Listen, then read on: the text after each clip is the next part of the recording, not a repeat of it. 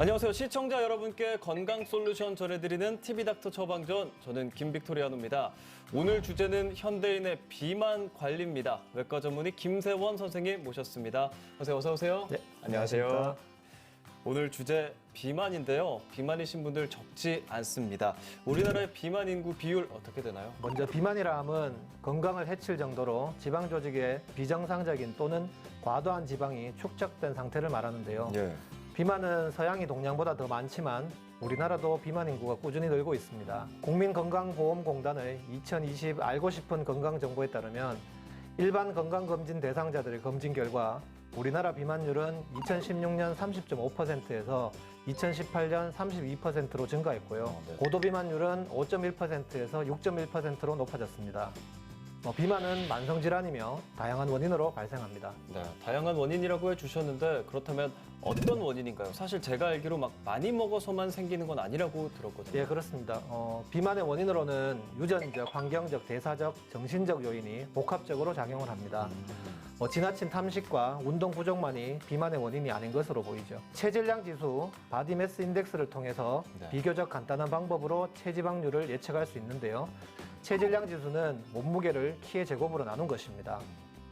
우리나라의 비만 진단 기준은 체질량 지수 25에서 29.9인 경우 과체중이고 네. 30 이상인 경우를 비만으로 정의합니다. 네, 30 이상이면 비만이라고 해주셨는데 사실 많은 분들이 이 비만의 심각성에 대해서 좀 잘 모르고 있는 것 같거든요. 어떻습니까? 예, 그래서 비만의 심각성을 제대로 알고 비만 자체를 질병으로서 인지하기 위해 의료계에서는 명칭을 고도 비만이 아니라 해외의 morbid obesity를 그대로 해석한 병적 비만이라고 부르고 병적 비만. 있습니다. 세계보건기구가 비만을 전 세계적인 유행성 전염병이라고 명명할 정도로 비만 인구는 전 세계적으로 증가하고 있으며 2030년에는 전 세계 성인의 절반 이상이 과체중 또는 비만이 될 것으로 예측됩니다. 병적 비만은 다양한 합병증을 유발하는데 네. 그 기여도가 고혈압의 75%, 암의 33%, 당뇨병의 44%, 허혈성 심질환의 23% 수준이라고 발표한 연구도 있습니다. 병적 비만이라고 하니까 비만 확실히 질병으로 봐야겠다라는 생각이 듭니다. 방금 또 합병증 얘기도 해주셨잖아요. 네. 어떤 합병증이 발생하나요? 네, 비만은 제2형 당뇨병, 고혈압, 고지혈증, 관상동맥질환 등 대사 이상에 의한 질환의 발병 위험을 높입니다. 더불어 제한성 폐기능장애, 폐쇄성 수면무호흡증 등의 호흡기 질환과 비알코올성 지방간질환, 위장관 합병증 등에 영향을 주는 것으로 알려져 있습니다. 비만 환자는 체중 증가에 따라 관절에 가해지는 부하가 증가하므로 골관절염이 흔히 발생하며 통풍의 위험도 증가합니다.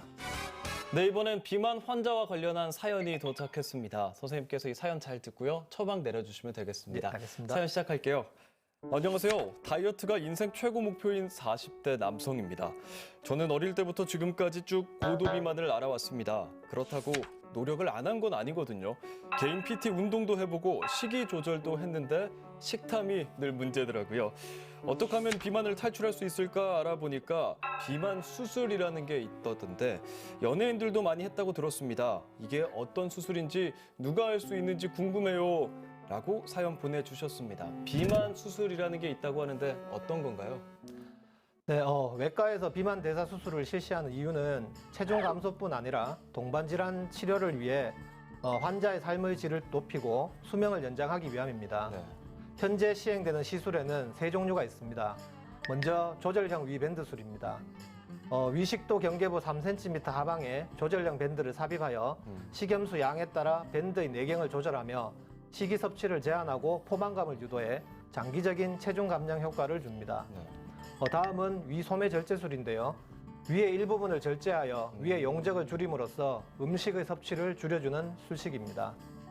위우회술이라는 것도 있습니다. 위식도 경계부 하방에서 위를 15에서 30cc 정도의 용적을 가진 위낭을 형성해 음식이 통과하는 위의 주머니를 작게 만들고 나머지 위와 완전히 분리시킨 후 약 100에서 150cm 길이의 공장을 위낭과 연결하여 네. 섭취한 음식이 대부분의 위와 십이지장 전체 그리고 공장의 일부를 우회하도록 만드는 방식입니다. 네, 아무래도 수술이다 보니까 다양한 방법이 있는데 아무나 해서는 안 될 것 같거든요. 어떤 개인에 따라서 좀 알아야 하는, 고려해야 할 사항이 있을까요? 네, 그렇습니다. 각각의 수술 종류는 개인의 체중, 체질량 지수, 영양 상태, 당뇨 동반 여부 등에 따라서 의사와 환자가 긴밀하게 상의하여 결정합니다. 그렇군요. 2019년 1월부터는 비만 대사 수술의 요양급여가 적용되었습니다. 기존의 내과적 치료와 생활습관 개선만으로 치료되지 않거나 비용 문제로 치료를 미뤄왔던 병적 비만 환자가 적극적으로 치료를 받을 수 있게 됐습니다. 네. 비만 대사 수술 요양급여 적용 대상자는 체질량 지수 35 이상인 고도비만, 네.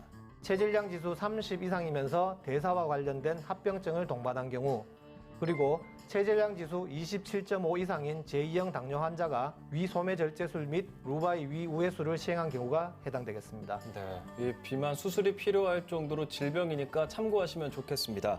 그렇다면 이 수술을 받은 환자들 예후는 어떻습니까? 비만 환자에서 수술 치료를 통해 비만 관련 동반 질환인 제2형 당뇨병은 86%, 고혈압은 78%, 수면 무호흡 환자에서 85%에서 증상이 호전되는 것으로 알려져 있습니다. 추가로 비만 환자들의 건강관리법을 말씀드리겠습니다. 식사를 거르지 않고 규칙적으로 식사를 하게 되고 소량식 섭취를 하며 음식을 잘게 잘라서 섭취를 하는 것이 좋습니다.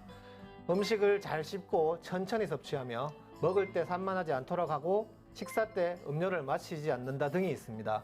이 사항을 기억해 주시고 생활 속에서 실천해 주시기 바랍니다. 네, 이번 코너는 이 OX 퀴즈로 긴가민가 알쏭달쏭한 비만과 관련한 건강 속설 알아보겠습니다. 선생님께서 문제 내주시면 제가 다 맞춰보겠습니다. 네. 문제 내주시죠. 첫 번째 문제입니다.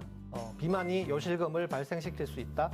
비만이 요실금을 발생시킬 수 있다. 사실 저는 들어본 적이 없는 말입니다. 비만은 보통 뭐 장질환이라든지 이런 것과는 관련된다고 들었는데 요실금은 아닐 것 같습니다. 저는 정답 X 하겠습니다. 정답은 O입니다. 그러면 뭐 유발을 시킨다는 말씀이세요? 네, 맞습니다. 복부 비만으로 증가된 복압이 방광을 자극하고 눌러 요실금이 발생할 수 있습니다. 기침이나 재채기 할 때 소변이 새거나 소변 볼 때 하복부가 묵직하고 잔여감이 있는 등 일반적 요실금 증상이 복부 비만으로 발생할 수 있는 증상입니다. 요실금은 일상생활에 불편함을 가중시키고요. 심할 경우 우울증, 고립감 등 정신적 문제도 야기할 수 있습니다. 따라서 복부 비만에 의한 요실금이라면 적정 체중을 유지할 필요가 있습니다. 네, 비만에 따라 요실금까지 생길 수 있다니 비만이 진짜 만병의 근원이 맞는 것 같습니다. 네. 다음 문제 내주시죠. 음식을 빨리 먹으면 살이 찐다? 이거는 좀 쉬운 것 같습니다. 아까 뭐 비만 환자들 관리법에서 음식을 좀 잘게 씹고 그리고 천천히 먹으라고 말씀해 주셨거든요. 아마 살이 쪄서 그렇지 않을까 싶습니다. 저는 정답 O 하겠습니다. 정답은 O입니다. 맞췄습니다. 음식을 먹을 때 포만감을 뇌에서 느끼는 시간이 보통 15에서 20분 정도가 소요되는데요. 빨리 먹게 되면 뇌로 전달되는 시간이 단축되어 포만감을 느끼지 못하고 과식을 하게 됩니다. 네. 결국 체중 증가로 이어지게 되는 것이죠. 천천히 먹는 습관은 혈중 포도당 농도가 상승하는 시간인 15에서 20분 정도를 걸리게 만들어서 천천히 포만감을 느끼게 되고 더 이상 먹고 싶어지지 않게 만듭니다. 음식을 빨리 먹는 습관은 반드시 고쳐주시기 바랍니다. 제 주변에도 음식 빨리 드시는 분들 많은데 이거 꼭 전달해 줘야겠습니다. 다음 문제 내주시죠. 윗몸 일으키기라면 뱃살이 빠진다? 이것도 좀 쉬운 문제 같은데요. 윗몸 일으키기는 뱃살 빠지는데 가장 좋은 운동이라고 알고 있습니다. 당연히 정답 O 하겠습니다. 정답은 세모로 하겠습니다. 세모면 뭐 빠진다는 건가요? 도움은 됩니다. 국소적으로 집중적인 운동을 할 경우 그 부위의 살만 빠진다고 보기보다는요. 운동에 의해 소비된 에너지가 체중을 감량시키고 이것이 배에 있는 살을 빼는데 어느 정도 기여를 하는 것이라 볼 수 있겠습니다. 복부 비만인 사람이나 하체 비만인 사람이나 체중을 줄이는 데 요구되는 운동 방법에는 차이가 없습니다.